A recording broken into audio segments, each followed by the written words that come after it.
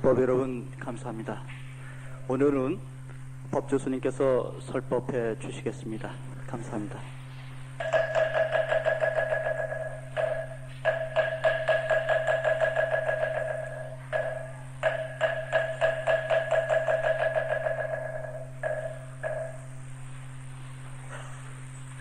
형제 여러분, 오늘 포사를 함께 할 수 있어서 감사합니다. 다들 아시는 바와 같이 포살은 청정에 머무는 것, 우리가 움직이고 흔들리고 끊임없이 변해마지 않는 환상 같은 현실에 부딪혀서 지내는 사이에 진실한 청정, 결코 떼묻을 수 없는 진실한 청정 자리를 등지고 온갖 망념을 짓고 망념된 행동도 하고 참으로 진실된 자기 생명을 갖고 가는 길과는 거리가 있는 그런 행을 하기 쉽습니다.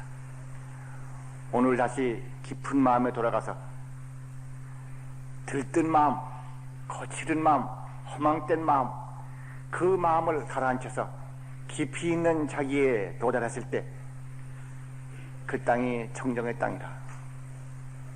그 땅에 돌아와서 그 땅의 원리, 그 땅의 법, 거기에 서서 그 땅의 목소리로서 우리가 오늘 부처님에서 이르신 가르침과 우리가 다가가야 할 행의 덕목을 함께 외봤습니다.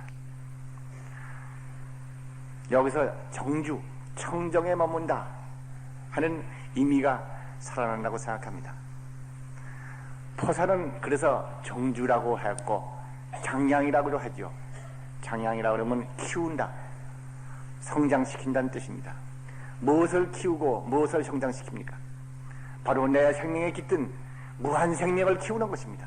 내 생명의 본래 모습인 청정, 자성, 청정, 자성 광명을 더욱 드러내는 것입니다. 장양, 키운다. 바로 포살은 이렇게 해서 우리들 생명 깊이에 깃든 진리의 광명으로서 자기가 성장하는 그러한 중요한 의식이 되었습니다.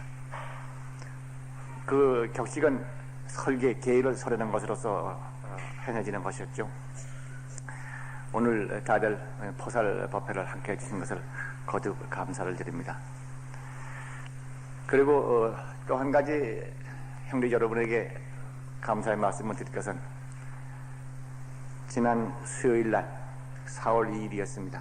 그날 부처님 오신 날을 봉축하는 불자들의 노래고향 대회가 있었는데 우리 불강 형제들이 많이들 성원을 해 주시고 동참해 주시고 또 격려를 주셨습니다.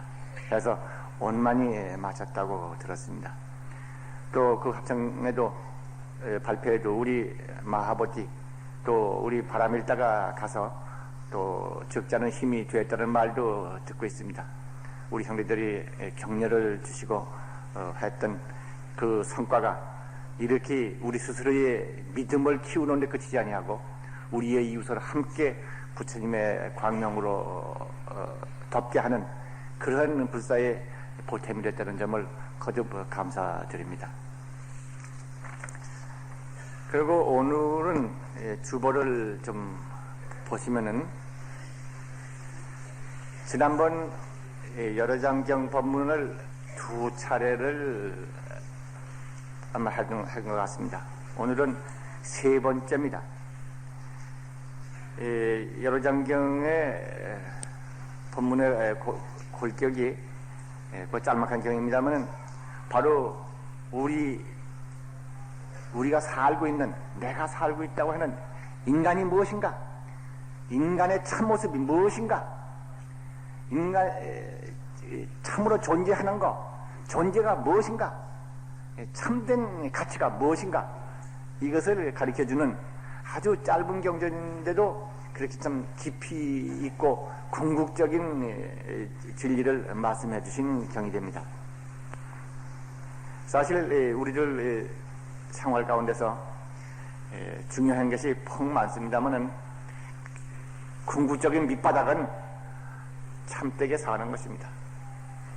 참되게 사는 게 길이에요. 그런데 무엇이 참되게 사는 길이냐? 여기에 대해서는 헤매게 됩니다. 무엇이 참되게 사느냐? 바로 참되게 살려고 그러면 사는 자가 나인 까닭에 내가 무엇인가를 알아야 하며, 또 동시에 참되다는 것은 진리에 근거해야 하기 때문에 진리가 무엇인가를 알아야 하며, 진리대로 내가 살아간다고 하는 데서 여기서 참된 삶이 벌어집니다. 그렇기 때문에 인간이 무엇인가, 내가 무엇인가 문제에 대한 해명을 하지 않고는 참되게 사는 길이 없고, 또 진리가 무엇인가를 알지 못하고는 참되게 사는 길이 나오지가 않고, 진리가 무엇이다, 내가 무엇이다는 걸 알 때 비로소 내가 살아가야 할 목표가 나오고, 행위의 가치가 나오고, 이 사회가 지향할 방향도 나오고, 사회적 의미도 거기서 나오게 되는 것입니다. 이런 점에 있어서 우리 불강 형제들은 이건 다 알고 있는 얘기입니다만은, 이 열애장경의 법문은 이 문제를 참 간명하게 쉽게 말씀해 주고 계십니다. 그래서 다들 잘 알고 있는 법문이라고 해서 익히들은다고 하는 생각, 잘 안다 하는 생각을 해서 등한히 얘기도 쉬운 것입니다만은 결코 등한하지 말고, 오늘 지난번부터 시작됐던 이 법문의 내용을 잘 기억을 해서 스스로도 믿음의 정리를 삼지만은 또 다른 분에게 전해주는 데 있어서 훌륭한 재료로 삼아주기를 부탁을 드립니다. 사실 무엇이 인간이냐, 인간이 무엇이냐, 내가 무엇이냐, 이런 질문에 대해서 여기 계신 형제들, 불광법회 한 달만 나오신 분이라 그러면 그냥 대답이 나왔을 것입니다. 그래서 여기 반야바라밀 수행이라고 그러는 게 바로 반야를 통해서 허위를 깨트려버리고 허망을 넘어서서 진실의 땅에 들어가서 참으로 있는 것은 진실이라고 하는 것을 믿고, 반야바라밀, 무상의 진리, 법, 참으로 존재하는 것, 이것뿐인 걸 믿고 이것뿐인 진실, 진리대로 살아가는 것이 반야바라밀 행위다. 이렇게들 알고 있어서 내가 바로 허망을 넘어선 진실의 땅에 서서 진실의 생명으로서 진실을 살아가는, 그렇게 해서 나라를 진실로 바꾸고 내가 사는 환경은 진실로 바꾸고 내가 살고 있는 국토와 역사를 진실로 바꾼다 하는 바라밀의 의미를 아마 이해를 하시리라고 믿습니다. 익히 들은 법문이라 하더라도 관문상을 내시지 마시고 잘 들으셔서, 그래서 이제 스스로의 믿음의 정리도 하거니와 다른 분에게도 전해주는 데 있어서 좋은 도움이 되기를 바람하지 않습니다. 이 열애장경에는 우선 열애장이라는 의미로 한 말씀 다시 드립니다만은, 형님들 아시는 바와 같이 인간 본성이 무엇이냐, 나라고 말하는 내가 누구냐, 자기를 자기라고 그러는 자기라고 아는 그놈이 누구냐, 결국 대상화시킬 수 없는 안에 있는 그놈, 온갖 활동을 이렇게 하지만은 활동하는 건 겉모습이고 활동을 일으키는 그 내면의 수분자가 누구냐, 이것을 다들 우리 형제들은 바라밀이라고 그러고, 혹은 불성이라고 그러고, 혹은 법성이라고 그러고, 혹은 진여라고 그럽니다. 진리라고 그러더니 어쩐지 간에 우리 부처님의 가르침에는 이것은 교리가 아니고 존재입니다. 궁극적으로 참으로 있는 진실된 존재, 대상화될 수 없는 것이기 때문에 존재라고 할 수 없습니다만, 대상화될 수 없는 존재, 그 존재는 바로 곧 나야. 대상될 수 없는 것이기 때문에, 그랬을 때문에 존재라고 하기에는 좀 어색한 면이 있으나 그렇게밖에 말할 방법이 없기 때문에 그렇게 말하는 것이죠. 이 불성이 중생 범부성 가운데 있는, 범부 가운데 있는 상태, 그거를 열애장이라고 대개 그렇게 말을 합니다. 의미를 또 여러 가지로 붙이기는 합니다만은, 우리는 일단 알기를 열애장 그러면 바로 우리 범부라고 알고 있지만, 이 범부 가운데 있는 진실한 진리성, 법성, 진여가 열애장이다. 이렇게 알아주시면 뭐 크게 허물이 없을 겁니다. 경에는 불성이라고 그러고 혹은 불장, 이 열애장 경에도 종종 나옵니다. 부처님이 감춰져 있다. 범부로 보이고 못난 것 같이 보여도 그 알맹이는 부처님을 간직하고 있다. 무한절대 궁극적인 진리 그 자체를 자신에게 가지고 있다. 그래서 경에 보면 불장이라고 그런 말이 계속해서 나오기도 합니다. 근데 이 경에는 대해 건강해라고 그런 보살 그 외에 수많은 보살들이 있는 자리에서 경이 설해집니다만은 이 중생 범부가 아니고 눈을 씻고 보면 정말 진리를 사무쳐 보는 지혜의 눈으로 보면은 사람이 바로 불장이다, 열애장이다, 사람이 부처님이다 하고 가르쳐 주시는 대문인데, 여기는 비유로 9가지 비유가 나와 있습니다. 그래서 그 가운데 첫 번째 비유를 지난번에 공부를 했습니다. 첫 번째 비유를 무엇이었던가 아마 기억을 다 하실 겁니다. 처음 오시거나 그날 안 오신 분들을 위해서 제가 한 말씀 거듭 보태드리면은, 부처님께서 법을 설하시는 그 자리에 부처님께서 하나의 그 환상과 같은 형객을 보였다. 그게 뭐냐면 화불, 연꽃이 피었다가 연꽃이 잠시 머물러 있다. 연꽃이 그냥 시들고 지고 만다. 그리고 그 연꽃이 시들고 꽃잎이 지고 나니 그 자리에 부처님이 앉아서 광명을 놓고 있다. 이 경계를 보고 거기 모여 있는 사람들이 이것이 무슨 징조인가, 무슨 뜻인가 하고 의심내고 있을 때 부처님이 거기 있는 대중 가운데 대표인 건강해를 불러가지고 대중의 의심 있는 것을 풀어주십니다. 그래서 바로 이 연꽃이라고 하는 이것이 피기 전에도 피었을 때도 진 후에도 바로 그 안에는 부처님이 앉아서 광명을 놓고 있다. 이렇게 말씀함으로써 사람들이 바로 연꽃은 사람입니다. 사람이 연꽃이 세상에 태어나고 세상에 머물러 있고 세상에서 떠나고 그러한 사람의 변화에 상관없이 그 본성은 부처님이 앉아있다 하는 설명을 하십니다. 그래서 내가 보건대 부처님 말씀이 부처님이 깨달은 진리의 눈으로 보건대 중생 한 사람 한 사람 부원부들이 바로 부처님의 지혜를 지니고 있고 부처님의 자비를 지니고 있고 부처님의 덕성, 부처님의 실력을 지니고 있다. 내가 본 게 다 가지고 있다.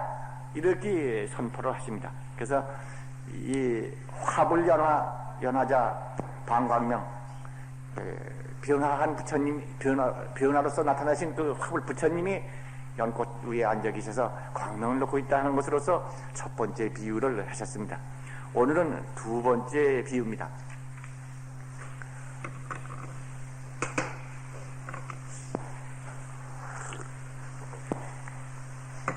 두 번째 비유는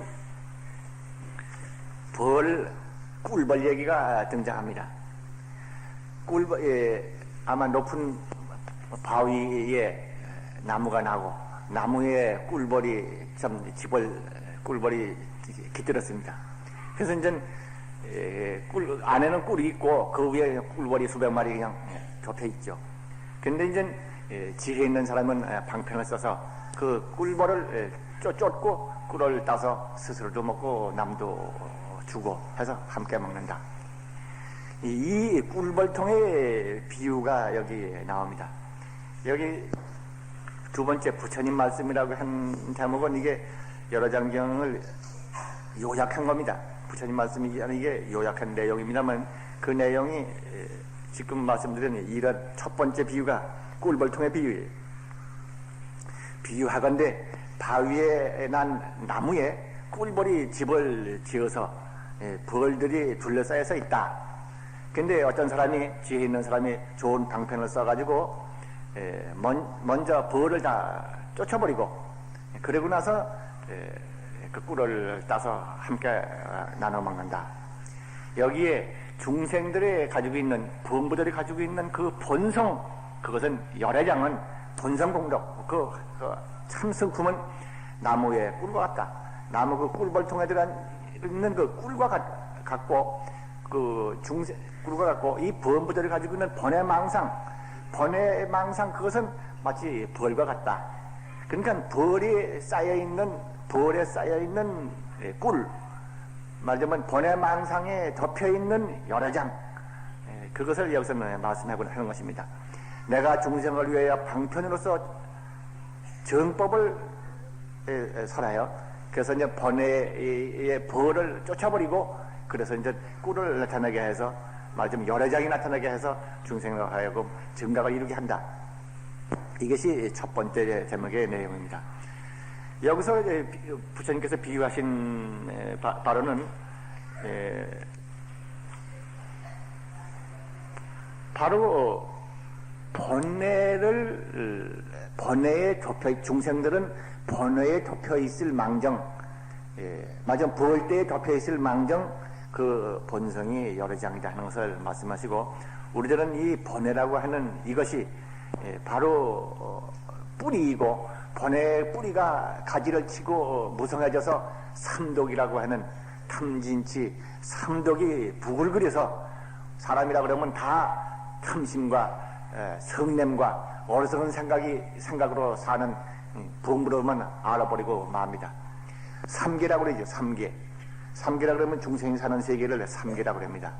삼계에서 욕계, 색계, 무색계, 이것을 삼계라고 그래서 그럽니다마는, 이 중생이 어떤 이 욕계, 색계, 무색계 그 사이를 그저 윤회하고 돌아다니는 거예요. 탐욕심이 심하면은 욕계에서도 가장 참 그 무거운 탐욕에 걸쳐 있는 세계로 알려지는 지옥, 악의 축생과 같은 그러한 악도에 빠지게 되고, 욕계에서 망정 그래도 착한 마음, 청정한 마음이 많은 중생은 욕계에서도 천상과 같은 욕계천에도 태어난다. 그 가운데 이제 삼매를 닦은 사람들이 색계에 난다든가, 지혜를 닦은 사람들이 무섭게 난다든가 할 망정, 궁극적인 진리를 깨닫기 전까지는 삼독이 뿌리가 돼서, 탐진치 이 세 가지 삼독이 뿌리가 돼서 이 세상을 형성합니다. 그러니까 인간은 중생은 뭐냐 이렇게 물으면 바로 삼계를 윤회하고 돌아다니는 범부들로 이렇게 알고 있는 것입니다. 그래가지고 왜 윤회를 하느냐, 근본은 바로 번외망상, 마음의 청정한 그 본성을 드러내지 못하고 망념에 사로잡혀서 망념 가지고 울부리고 살기 때문에 결국 망념의 그림자인 그 세계 속에 그냥 파묻히게 되는 것이다. 우리들은 나무에 있는 꿀벌통에 벌만 보지 꿀을 보지 못합니다. 보지 못하고 벌만 봐서 잘못 건드리면 쏜다든가 해서 이 세상은 그저 서로 건드려가지고 싸우고 다투기에 바쁜 것이고, 인간은 모두가 벌처럼 그저 서로 쏘고 서로 쏘이고 이래가면서 불행을 집을 드나들고 있는 걸로 알기 쉽습니다. 그러나 이 부처님의 보시는 지혜에서는 그것이 아니다. 바로 꿀이 있다. 지혜 있는 사람이 이 번뇌를 제거하고 이 꿀벌을 쫓아버려서 그래가지고 꿀을 따먹는다. 그러니까 여기서 중요한 것은 꿀벌이 꿀이 거기 있어도 바로 벌을 쫓는 지혜가 없으면 꿀을 따먹지 못하는 것이죠. 우리 불교에서 수행이라고 하는 것이 일반적으로 두 가지가 있습니다. 두 가지인데, 하나는 지혜로서 도달하는 길이고, 또 하나는 실제 행동으로 들어가는 길, 두 길이 있어서 똑같이 좀 꿀의 세계, 열애장의 세계 같은 진실한 그 생명의 세계에 들어가는 방법으로 삼습니다. 지혜로 들어가는 방법, 지혜의 문을 여는 방법, 그것은 바로 번뇌를 끊는다고 하는 거예요. 번뇌를 끊는 방법은 바로 지혜를 닦는 길인데, 그런 수행은 구체적으로는 여러 가지가 있죠. 예를 들어서 염불한다. 염불이라고 하는 것도 여러 가지 그 방법을 달리하는 염불법이 있습니다만은, 가장 일반적인 염불법은 오직 일심으로 부처님의 명호를 염하는 것. 일심으로 염함으로써 무수한 생각들이 다 그 일심 염불 하나로서 다 없어져 버리고 마침내 염불 일념만 되어버리는 거예요. 염불 일념이 되어버렸을 때 일념을 가지고 계속해서 염불을 해나가면 일념이 무념이 되어버려요. 무념이 됐다는 말은 일념이 없어지는 걸로 되는 것인데 절대념이 된다는 뜻입니다. 이거는 형제들이 다 해보시면 합니다. 일심으로 염불하시고 일심으로 마하바냐바람을 지금 마하바냐바람을 하는 것 같아도 일심이 하다 보면 마하바냐바람이 아니라 딴 생각에 나서 딴 생각에 섞인 것 같이 돼서 망념하고 뒤섞인다고 그러죠. 그러나 계속해서 일심으로 계속해서 염해 나가면은 마침내 염하는 관세음보살이나 혹은 지장보살이나 혹은 사가모니불이나 마하바냐바람이나 어떤 염하는 그 하나의 일념이 돼버리고 말고 그 일념을 계속해서 밀고 나가다 버리면 마침내 오행천지가 그냥 마하바냐바람이 돼버리는 일념이 무념이 되고 무념이 절대념이 되고 절대념이 일체념이 돼버리는 거예요. 그거밖에 딴 생각이 없어요. 생각이 일어나지도 않고 꺼지지도 않고 항상 밝게 드러나는 경계 그걸 보게 돼요. 이건 아마 우리 형제들 여기서 몇 분이나 경험하셨는지 모르겠습니다. 아마 많이들 경험하셨을 거라고 생각됩니다. 근데 이건 별 재주가 없어요. 오직 일심으로 용맹심을 가지고 앞으로 밀고 나아가는 사람이 지혜예요. 그 사람이 의도예요. 여기서 이제 무슨 요령을 부리거나 무슨 방법이 없는가 묘한 법이 없는가 하고 따지고 앉았고 망념이 생기니 망념 못처럼 털어버릴까 하고 생각하고 앉았고 막 이래가지고는 끝까지 안 됩니다. 오직 일심으로 염불만 해 나갈 때 바로 상대의 경계가 끊어져 버려서 절대의 경계에 머물고 절대의 경계에 이르러서 거기서 일체 자기가 자기가 아닌 바로 우주가 더불어 하나 더 나아서 마치 우주가 생기기 이전의 자기 그야말로 우주 이전의 자기 근원적인 자기까지도 도달하게 되는 거예요. 불법은 이런 점에서 참으로 있는 진리의 세계를 설명하는 것이다. 불법 말씀은. 그리고 불법 자체는 설명될 수 없는 바로 근원적인 그 진리적인 존재 바로 그것이다. 근원적인 진리적인 존재 그것이 불법이고 그거에 대한 설명이 불교다. 이런 말씀도 할 수가 있을 것입니다. 그리고 이 불법이라는 이 세계는 뭐 어디 딴 게 아니고 누구든지 본래 가지고 있는 땅이니까 누구든지 겉껍데기 뭐 옷을 벗고 옷을 입고 몇 겹을 입고 있을 망정 다 심자의 고동이 쭉 있고 그 안에 피는 돌고 있습니다. 그것은 겉에서는 안 보이지만 다 그런 거예요. 그런 것처럼 만인이 누구든지 겉 같은 거 껍데기 있는 거 허위 험한 거 다 떼어버리고 즉시 곧 바로 깊이 자기 마음속으로 깊이 파고 들어가 버리면 그 세계에 가버려.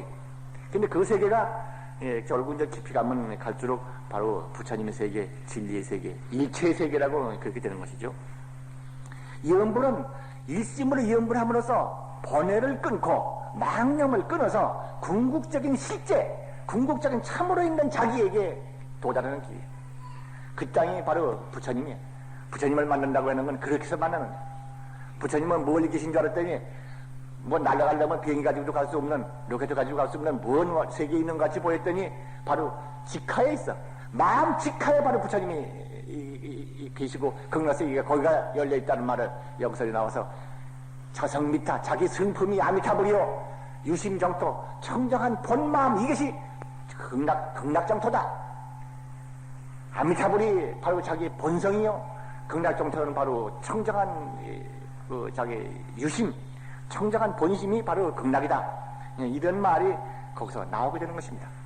그래서 자기 마음을 깨달으면 직하에 극락에 갈 것이고 마음을 깨닫지 못하면 그저 천만 밖을 돌아도 못 간다. 그렇게 되는 것입니다. 번뇌를 끊는 방법으로서 염불이 있고 또 한 가지 방법은 진언을 외우는 것을 아실 겁니다. 진언은 신보장구라다라니도 되고 오만이 반매음도 되고 혹은 준제자라니도 되고 여러 가지 진언들이 있습니다. 근데 이 진언은 원래 수행법은 또 그 밀교 수행법이 따로 있어서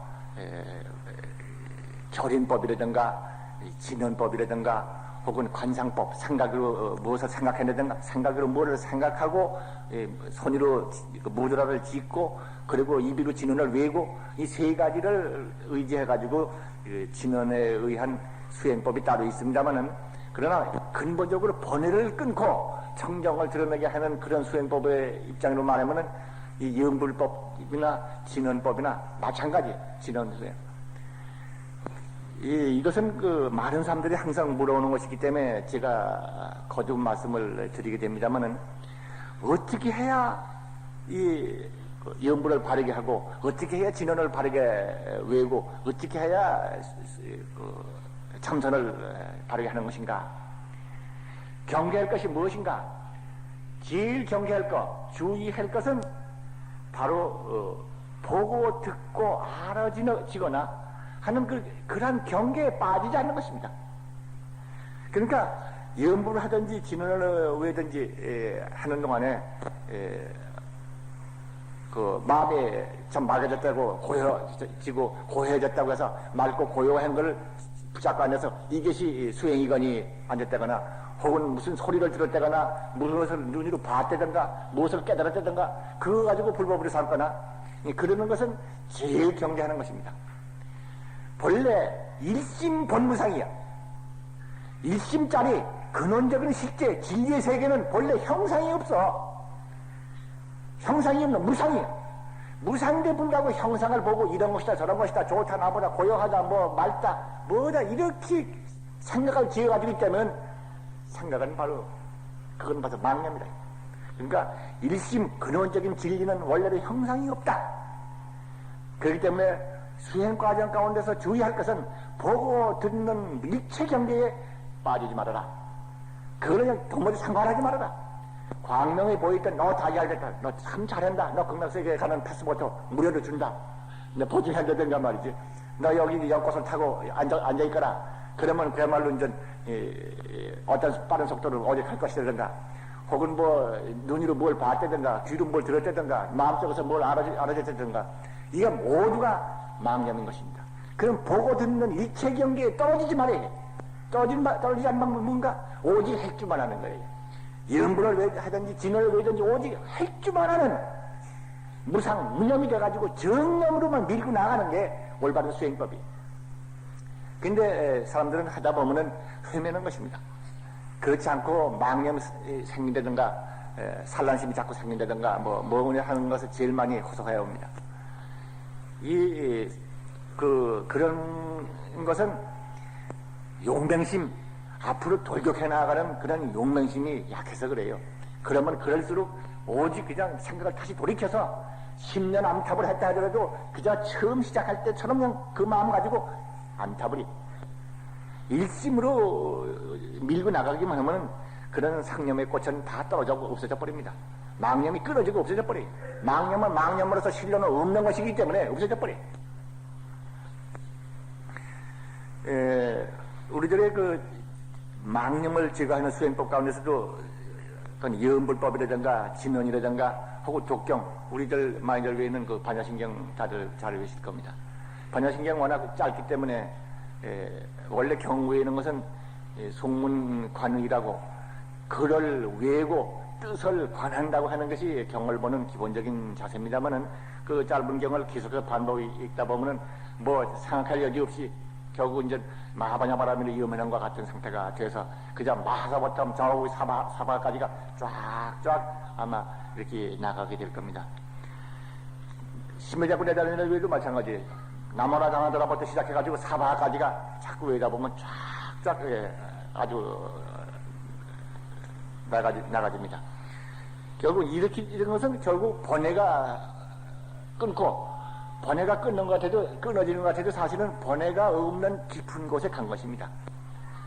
깊은 곳에 가서 가게 되면은 제절로 번뇌가 없는, 바다를 비유를 하면은 바다 표면에는 물결 치고 파도가 일다가도 깊이에 갈수록 그런 파도가 없는 것처럼 깊이 속에는 부동한, 그야말로 태풍이 불어와도 까딱 움직이지 않는 깊은 곳이 있는 것처럼 그 깊은 곳에 머물러서 동요가 없는 경계에 가게 되죠.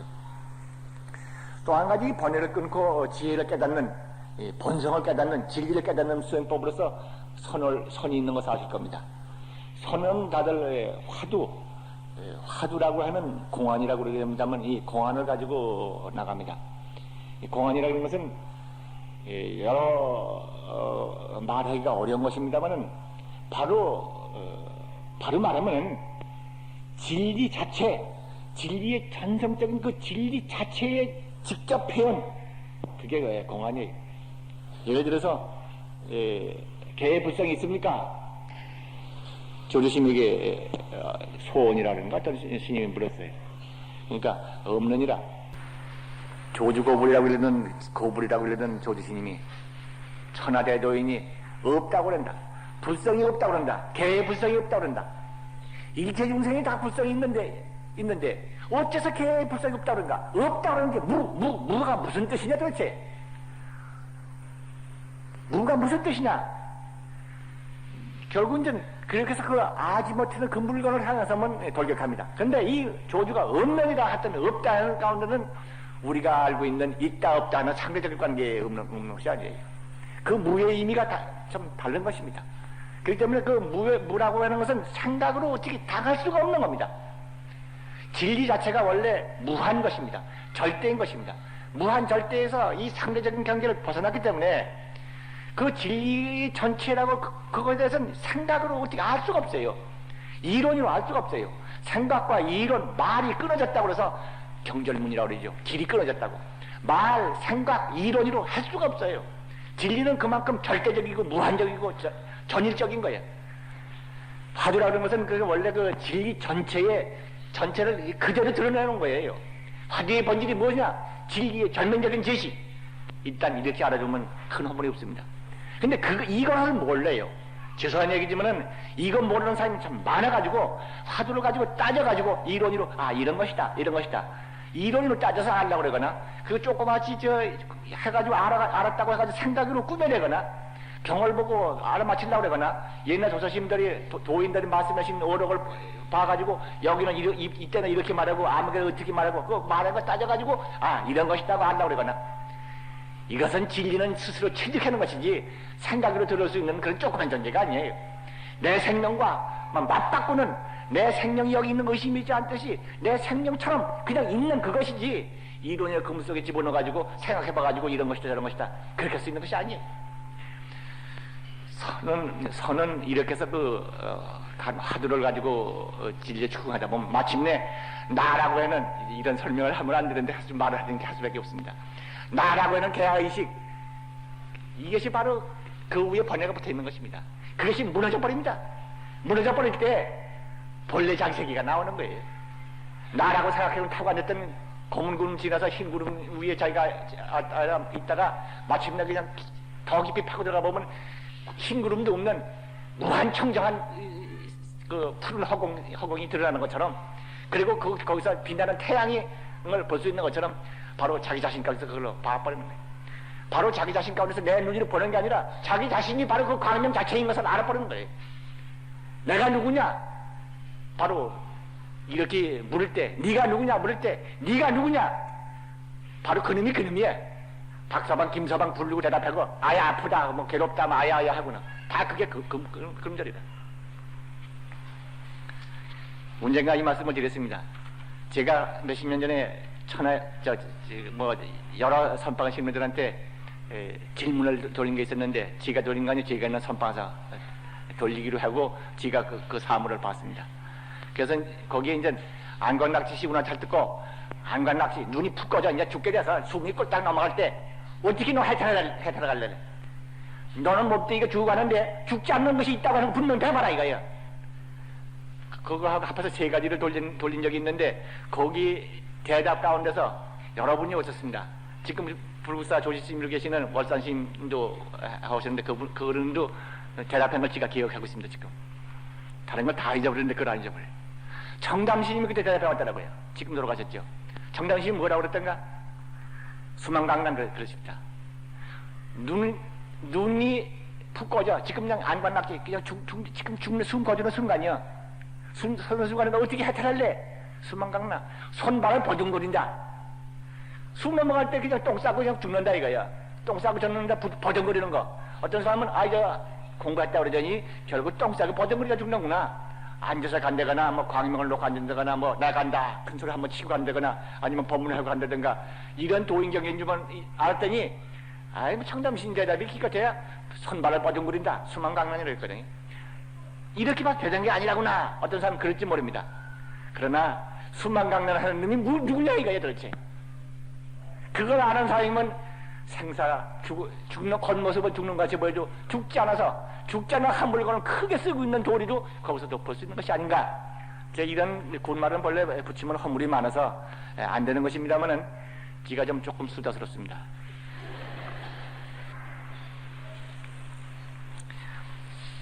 망념을 끊고 번뇌를 끊고 아까는 말하면 그 벌떼를 쫓아버리는 방법 가운데서 우리 불교 수행은 대개 염불법 혹은 진언을 외우는 방법, 독경법 혹은 참선법 대개 이런 뭐 몇 가지가 있습니다. 서너 가지가 있습니다.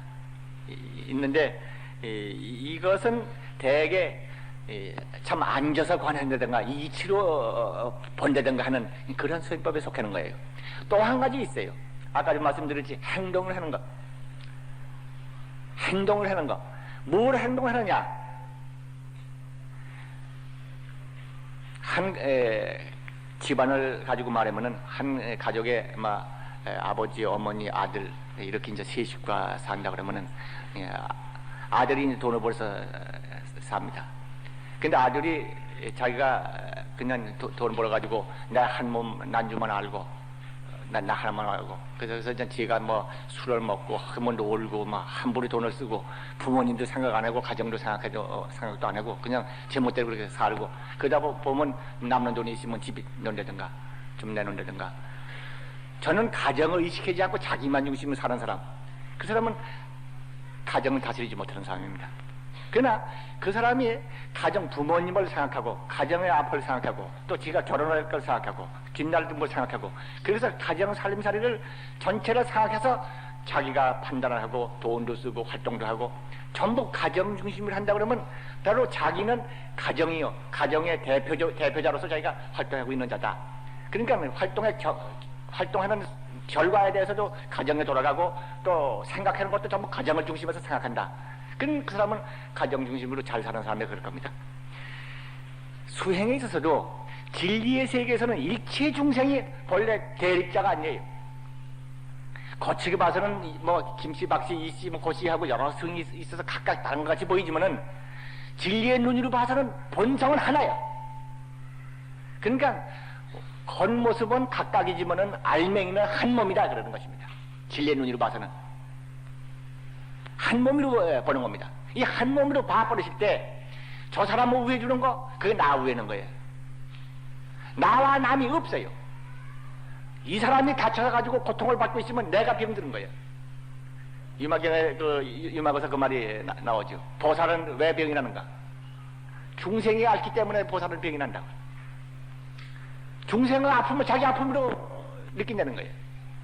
본래 한 몸이 때문에 그래. 발가락 아파도 내 병이고 손가락이 아파도 내 병이고 뭐 어느 몸 부분 하나하나가 내 몸 아닌 데가 없습니다. 어느 부분이든 완전하고 건강해야 몸 전체가 건강한 것이지 나는 다 건강하다고. 그런데 다만 뭐 발이 좀 발을 튕겼다. 그게 무슨 건강이에요? 세상은 그런 것입니다. 나 하나, 나 중심, 내 집안, 내 사회, 내 직장, 내 당, 내 나라 이런 식으로 자기 중심으로 따로 담을 치고 살아가지고 치고 있을 때 본래가 하나라고는 진리하고는 등지고 있는 거예요. 진리하고 등지고 있기 때문에 자기를 위해서 잘한다 하지만은 자기는 잘하는지 몰라도 남의 나라를 쳐가지고 내 나라 잘 되려고 그래가지고는 자기가 잘 되는 것 같아도 바로 자기 나라와 내 나라, 남의 나라와 내 나라가 본래 한 나라인 까닭에 저쪽의 불행은 나의 불행으로 가져와요. 이 세상에 세계 평화가 이루어진다는 것은 만국이 없어야 하는 것입니다. 많은 민족이 없어야 하는 것입니다. 지각이 가지고 있는 고유의 개성을 충분히 살리고 서로 존중해 줄 때 평화가 와요. 압도에 의해서 짓밟아서 어느 일방이 쓰러져서 그래가지고 승리가 돼가지고 평화가 온다. 그런 건 없는 것입니다. 진리에서 볼 때 모두가 살려야 하는 거예요. 모두가 살리는 거. 바람일행 입장에서 보면은 서로 돕고 존중하고 서로 존중하고 서로 돕고 하는 이것이 바로 행을 통해서 진리를 표현하는 것입니다. 그러니까 남을 돕는 집이 부모님은 잘못인다든가 이웃은 잘못인다든가 직장에서 뭐 잘한다든가 나라에 충성한다든가 세계적 서로 대립을 해소시키기 위해서 세계 평화 운동을 일으킨다든가 이 모두는 그게 딴 게 아니라 진리를 움직이는 거예요. 나는 그걸 모르고 나는 그건 진리 몰라. 세계 평화고 뭐 진리도 모르고 자비도 뭐도 모르고 불교도 모르고 바람일도 모르지만은 그렇지만 남에 대해서 그런 참 좋은 행을 한다. 그게 바로 진리 행위, 바람의 행위. 우리들 제가 항상 이거는 외우고 있는 것입니다만 건강경의 제21분 행선 정심 행선분이라고 그러죠. 맑은 마음으로 착한 행을 하라. 그 제목. 이 법이 평등하여 높고 낮음이 없으니 이 이름이 안따라 303몰이니라. 아도 없고 인도 없고 중생도 없고 숫자가 없이 일체 선법을 닦으면 선 닦음이 그러기 쉽습니다만은 하문자로 말하면 닦으면 그렇게 될 겁니다. 곧 안따라 303몰이를 얻느니라. 일체 선법, 일체 착한 행을 무슨 행이든지 착한 행을 다 행하라. 행하지 나는 이만큼 한다. 이만큼 잘했다 하고 자기를 내세우고 하는 티를 내고 하는 체 하면은 그거는 조그마한 천당이나 갈 사람이지 그는 별것이 못돼. 해도 행상이 없어. 행티가 없어. 행마음이 없어. 그냥 무심히로 행하는 거예요. 끝없이 도와주고 끝없이 사랑하고 끝없이 존중하고 끝없이 아껴주고 그렇게 해도 했다는 생각도 하지 않는 이 사람은 뭐야? 아는따라 303벌을 얻느니라. 아는따라 303벌이 깨달은 진리 세계 그거를 움직이고 쓰고 있는 것이야. 그게 바로 진리의 행동이야. 그러니까 착한 행을 하고 한다. 보살도로 행한다. 바람일 행을 한다. 이렇게 행하되 한다 하는 상만 떨어지면은 그것으로 아는따라 303벌을 얻는 것이다. 증가가 얻는 것이다. 진리를 회복하는 것이다. 그렇게 되는 거예요. 그러니까 진리 수행 가운데서는 처음에는 내가 누구한테 도와준다든가 좋은 일을 한다 하더라도 마음을 내가지고 합니다. 하고 나서는 나 이만큼 했는데 인정 안 해주나? 불강해서 크게 선전자만 해주나? 내 이름을 주보에도 안 내주나? 왜 빠졌어? 이러는 사람이 혹시 있는지는 몰라도 처음에는 그렇게 되다가도 마침내는 내가 할 일을 할 것뿐이야. 했다는 생각도 남잖아. 무상이 되는 것입니다. 이렇게 될 때 진리를 쓴 사람이 돼. 정각이야. 그렇기 때문에 보현행품에 이보현행 오보리 보현행으로서 보리를 이루리라. 이런 경의 말씀이 나오는 것입니다. 저는 여기서 참 사실 형제들과 더불어 생각하기 싶은 게 많습니다. 만인이 본래의 실상이 무엇이냐? 진리가 아니냐? 이 국토가 무엇이냐? 모두가 대립된 국토가 아니에요. 그러니까 세계 모든 백성들도 서로 대립해가지고 서로 미워하고 서로 의심하고 그래가지고 상대방이 어떻게 할까 해가지고 서로 대립해가지고 다투고 그래가지고 이제 그걸 극복해서 자기 승리를 삼고 이것이 얼마나 인간 불행을 대량으로 만들어내는 것이냐. 사실 우리 주변에서 제일 문제 삼는 것은 한번 할 것은 서로 이해해주지 않는 것입니다. 신뢰하지 않고 이해하지 않는 불신입니다. 불신해가지고 신뢰해가지고 자기 중심의 고집을 붙잡고는 상대방은 적으로 돌려버리고 그래가지고는 어떻게 해야 사느냐? 상대방을 극복해야 된다. 이게 국제사회에서도 그렇고 우리 국가 내부에서도 그렇고 뭐 조처사회가 그렇습니다. 극복함으로써 극복된 자가 있는 한 평화로우지 않습니다. 내 몸 가운데 어느 한 부분이고 다친 부분이 있는 한 병든 부분이 있는 한 내 몸을 건강할 수가 없습니다. 우리나라에서도 우리 백성 여기 5천만 그럼 5천만 4천만이 모두가 존중받고 모두가 인정받고 모두가 신뢰를 하고 모두가 타고난 역량을 발휘하고 이럴 때 보람을 누리고 기쁨을 누리고 거기서부터 만족감이 오는 것이고 행복이 오는 것이고 평화가 오는 것이지 어느 부분은 짓밟아가지고 짓눌러가지고 그건 아주 찌르쳐버리고 이쪽에서 개가를 부르고 소리 질렀다고 해가지고 이 나라에 평화가 오는 것이냐? 이 4천만 가운데서 3천만이 그렇다 하더라도 1,000만 명은 짓밟린 사람들이 되고 마는 거예요.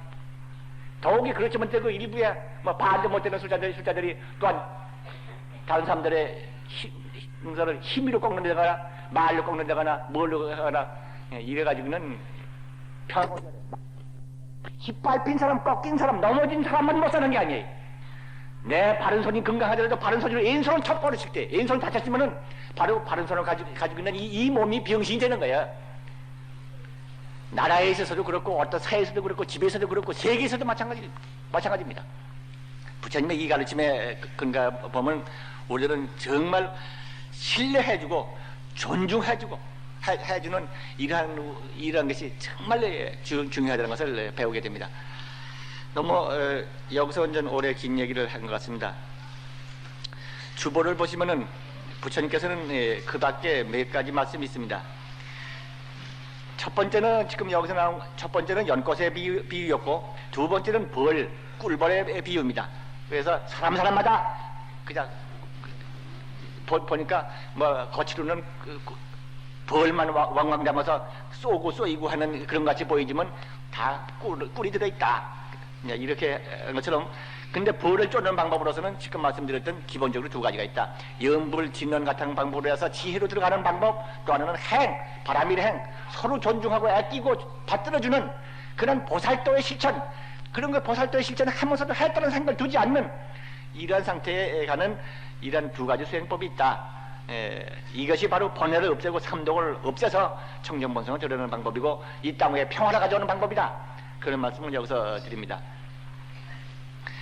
거기가 두 번째고 비유가, 세 번째 비유는 벼의 비유입니다. 보면 우리 쌀은 바로 벼 안에 있는 것이 곡식이죠.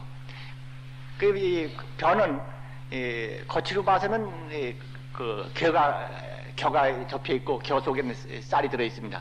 그러니까 지혜 있는 사람은 그 겨를 벗겨서 그 안에 쌀을 먹습니다. 경의 비유로는 어리석은 사람은 겨만 보고 이거 못 먹는 거라고 버리지만은 지혜 있는 사람은 그걸 껍질을 벗겨서 겨를 벗겨내서 쌀을 내 가지고 바로 왕자의 찬이 된다, 왕찬이 된다. 임금유 수라상에 오른다 이거예요. 그러니까 사람들이 겉으로 봐서는 이 비유와 같이 그 벼와 비유와 같이 겉으로는 그 벼와 같아서 사람들이 부엄부 같이 보이지만은 그 속에는 쌀이 있다. 여기 제가 적어놓은 바로는 열애가 부처님의 눈이 불안이로 중생을 관하니 번뇌의 겨가 열의 지견을 덮였다.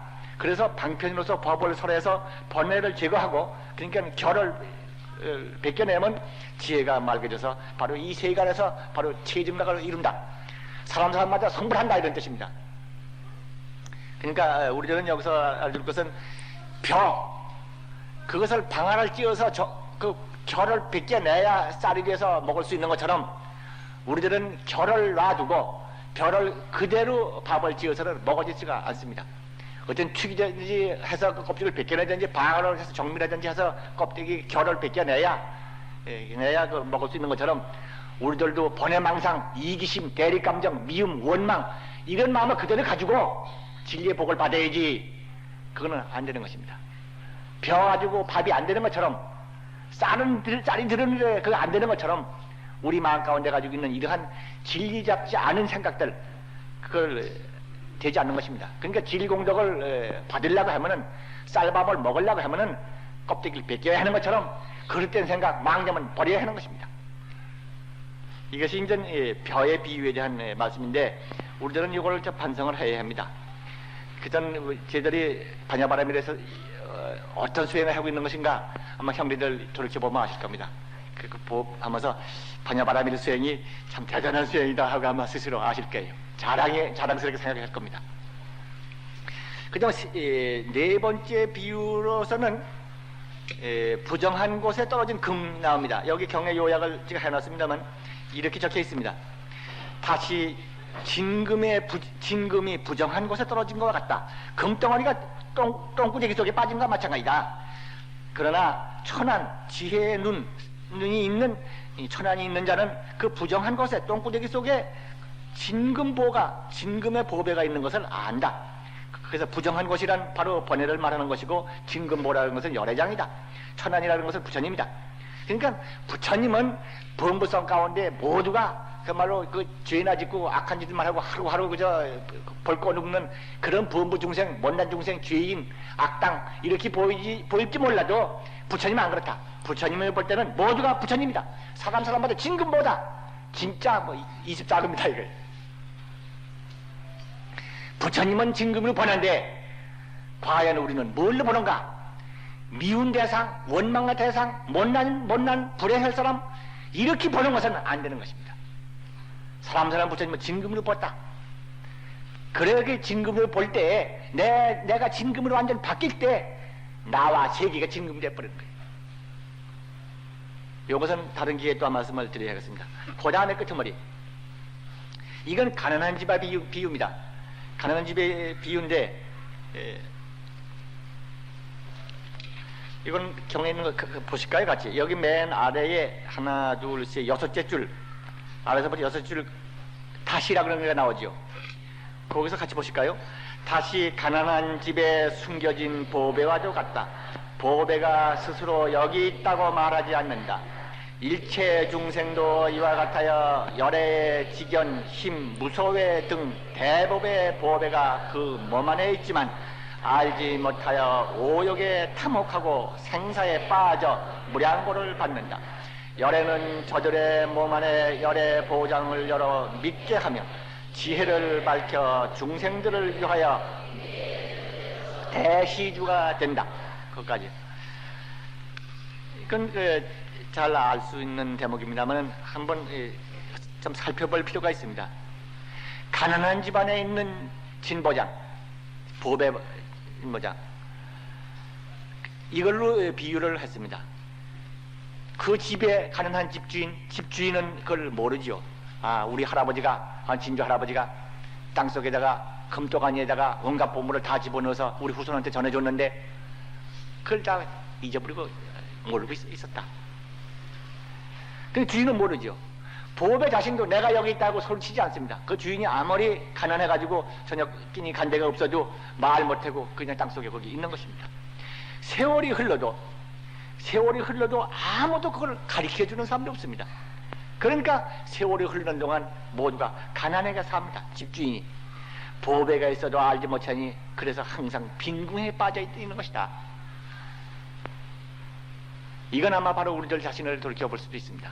우리들이 아까 부처님의 눈으로 봐서는 부처님의 지혜와 부처님의 자비와 부처님의 덕성과 부처님의 능력을 다 가지고 있는 진급덩어리인데 다 그런데도 아무도 가르쳐 주지 않고 본인도 깨닫지 못하고 그걸 알 길도 없어서 그래서 그냥 가난한 자, 무능한 자, 재주가 없는 자, 불행한 자로서 이 세상을 얼마나 살아왔던가.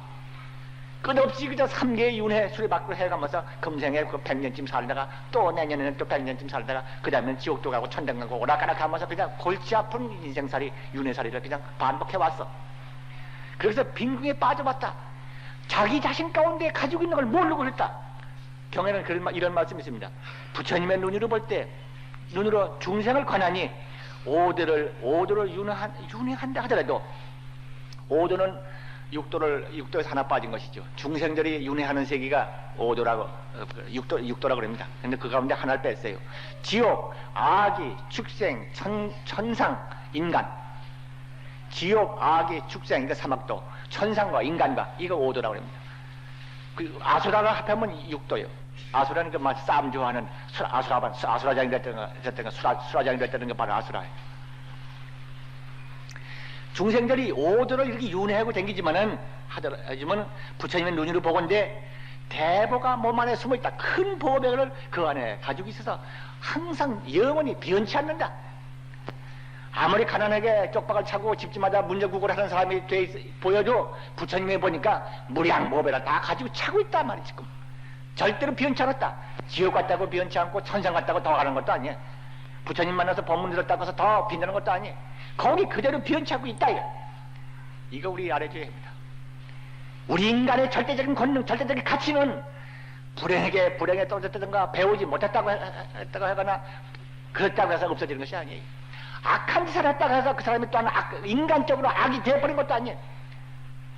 악해서 지옥을 갔든 착한 일해서 천상에 갔든 조금 더 그 본성은 변치 않는 거예요. 부처님이 보니 그렇다고요.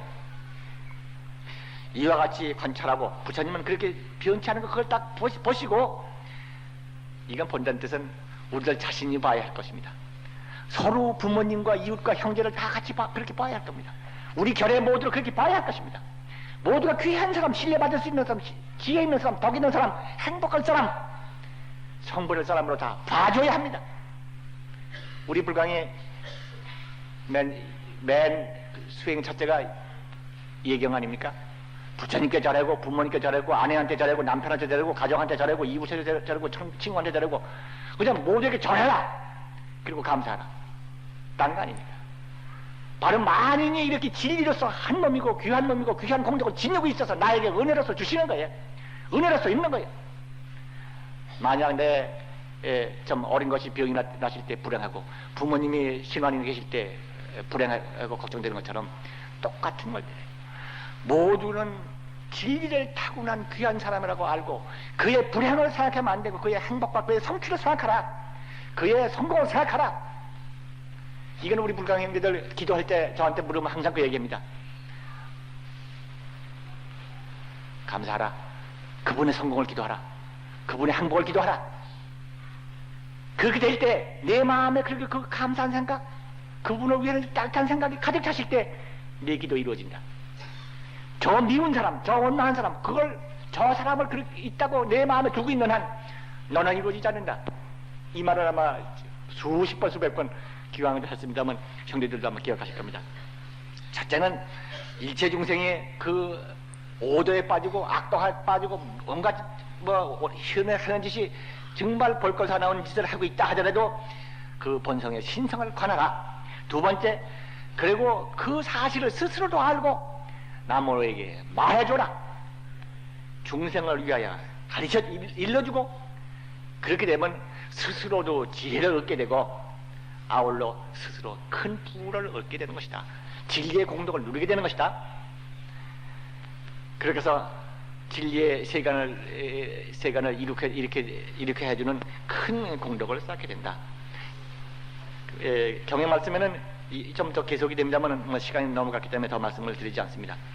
우리들은 이 여러 장경의 법문을 통해서 정말 우리의 본성이 가지고 있는 절대적인 권능, 절대적인 가치, 이거를 다시 생각해야 합니다. 제가 반야바라밀에서 항상 외우고 있는 게 그거죠. 절대, 무한, 권능, 그건 부처님이 진리 부처님일 겁니다. 그 진리 부처님, 그게 극락세계에 따로 계신 게 아니라 바로 내 생명으로 깃들어 있어. 만인이 그래. 그러니까 나는 행복할 사람이고 만인이 행복할 사람이고 이 국토는 불국토가 돼야 마땅한 거예요. 진리의 눈을 뜨고 보면 부처님의 지혜광명 빛나는 중생들, 불국토, 원만한 국토, 그것이 거기 이루어졌다는 것입니다. 저는 여장경 법문을 여러 형제들은 아마 골격을 다들 이해하고 벌써부터 알고 있다고 생각하실지 모르겠습니다만 반복해서 말씀드리는 이유가 스스로의 바른 믿음을 그리고 이웃에게 전해주기를 바라는 것입니다. 우리 이 경에 요라면은 이 법문을 조금 더 아는 데문을 정리 좀 하고 이 여장경 법문을 그 다음을 좀 더 계속할 생각입니다. 내가 누구이냐? 무엇이 진리이냐? 구국전 가치가 무엇이냐? 이렇게 다 물어봅시다. 그리고 대답을 마음속에서 장만하십시다. 감사합니다.